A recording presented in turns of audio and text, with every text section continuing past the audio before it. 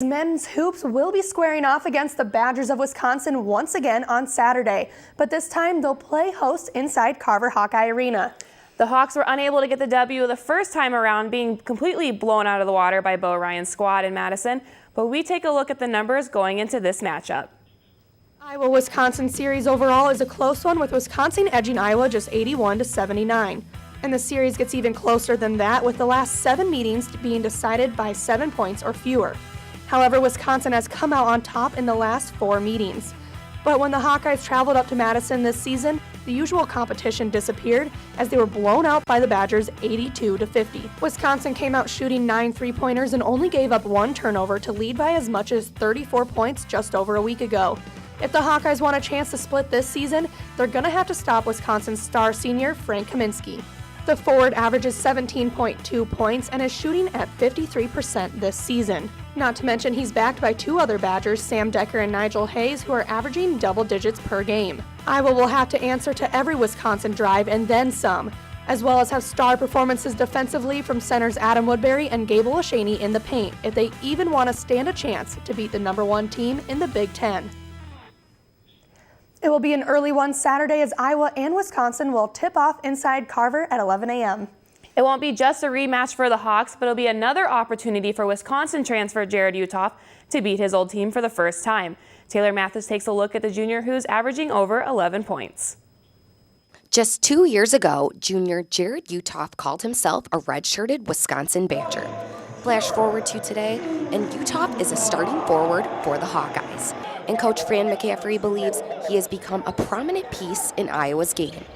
He was aggressive, and that's what I want him to be.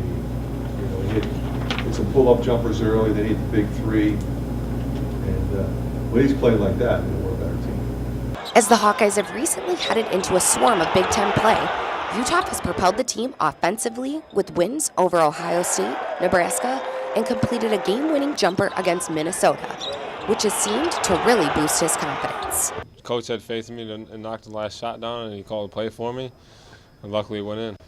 It's huge for our confidence, it's huge for our morale. Looking forward to the upcoming games. His success this season awarded him Big Ten Player of the Week earlier this month, but since then, the Hawkeyes have fell into a 2-game losing streak. Utoff and the Hawkeyes need to regain their fire as they face off against Utoff's old stomping grounds this Saturday.